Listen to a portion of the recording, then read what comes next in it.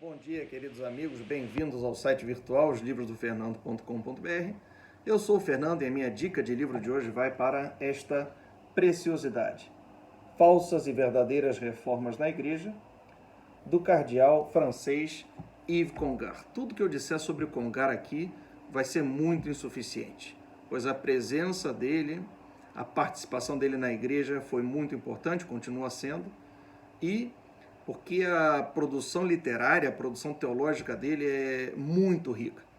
Eu acho que, eu me atrevo a dizer que se destaca nessa produção teológica a sua preocupação ecumênica, a sua eclesiologia, constante reflexão sobre a natureza e a missão da igreja, e a sua pneumatologia. São muitas as obras escritas sobre o Espírito Santo, sua presença no mundo e na igreja em especial.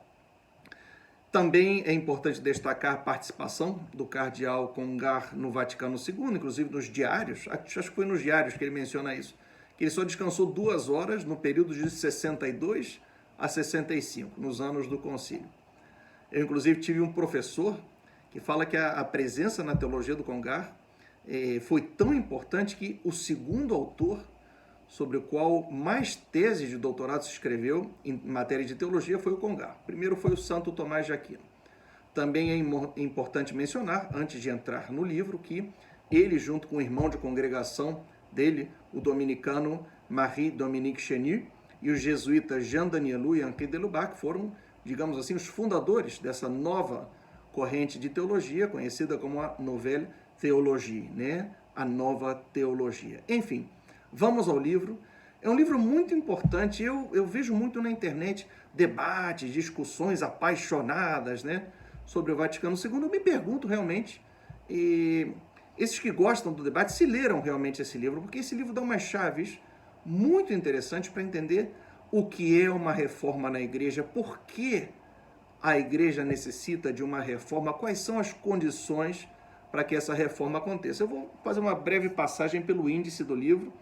Olha, na primeira parte ele escreve por que e em que sentido se reforma a igreja, Fala da santidade da igreja e também das nossas fraquezas. Em que sentido o povo de Deus precisa reformar-se, profetas e reformadores. E na segunda parte ele vai falar condições de uma reforma sem cisma. Na terceira parte vai falar sobre a reforma e o protestantismo.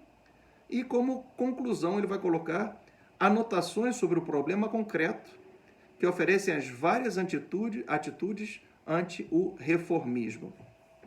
É um livro que eu diria que é indispensável, essencial, fundamental na reflexão sobre a igreja e especialmente dessa igreja que caminha na história.